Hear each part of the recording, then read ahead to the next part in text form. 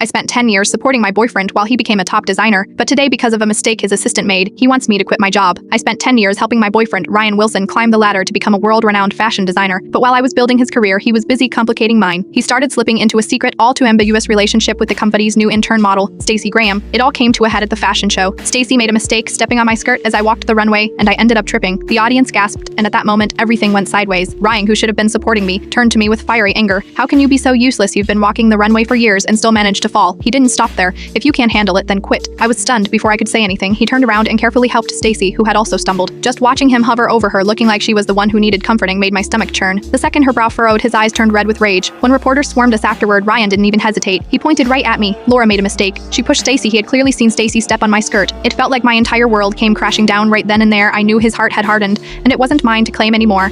I left the runway as fast as possible, calling Jeremy, my brother who was overseas. "Book me a plane ticket." "I'm coming to you," I said, my voice shaky. He asked, almost expecting me to backtrack. I hummed in response, bracing myself for his usual teasing, but he surprised me. "The ticket's booked. You've got a week to wrap things up there?" I nodded. "Pikes, brah?" As I was about to hang up, my arm bumped hard from behind. My phone slipped out of my hand and hit the ground with a thud. Ow, that hurt. I winced, reaching for my phone. It was Ryan, and of course he was holding Stacey again. With that look on his face, he immediately started asking her, "Where does it hurt?" When he saw a red mark on her shoulder, he turned to me, anger practically boiling over. "Laura, is this some kind of sick joke to you? Isn't it embarrassing enough that you made Stacey fall on the runway? Now you were still trying to make her look bad off stage, Stacey?" "Oh, of course, tried to smooth things over." "Ryan, please don't be angry. Laura's just upset." "Don't blame her." Her understanding tone didn't calm Ryan down. If anything, it made him even more furious. "Laura, I really misjudged you," he snapped. "You wanted this to happen. You purposely stood in our way, hoping to cause trouble. Right? I couldn't help it. It's you who bumped into me." I shot back, trying to defend myself. Ryan's eyes narrowed. "Oh, so now you are blaming me." His gaze dropped to the phone lying on the ground and he sneered. "I heard you talking about booking a plane ticket. Where exactly are you planning to go?" I didn't even have the chance to answer before Stacey cut in. "I'm sorry, Laura. This is all my fault. Please, don't make things harder for Ryan." She tried to wriggle out of his grip, but he held her tighter. "Your ankle's hurt. Don't worry about her. Let's go to the hospital." Ryan moved past me, and whether it was on purpose or not, he stepped on my phone, crushing it under his foot. As they passed by, Stacey lifted her foot just enough to flaunt her stunning high heels in my face. It was like a punch in the gut. Those shoes, I'd seen them before in Ryan's design sketches. They were the only pair he'd ever designed, and he'd said they were supposed to be our wedding shoes. So what did this make everything now? When Ryan finally left with Stacey, my assistant Diana noticed my swollen ankle. "Oh my god, Laura, how did your ankle get this bad?" It had been since Stacey stepped on my skirt during the show, and I twisted my ankle trying to stay upright. Now it was throbbing with a dull ache. "It's fine," I muttered, "just take me home. I need to grab my dog and get out of this city," but Diana wasn't having it. "No way, you are not going home yet. We're going to the hospital."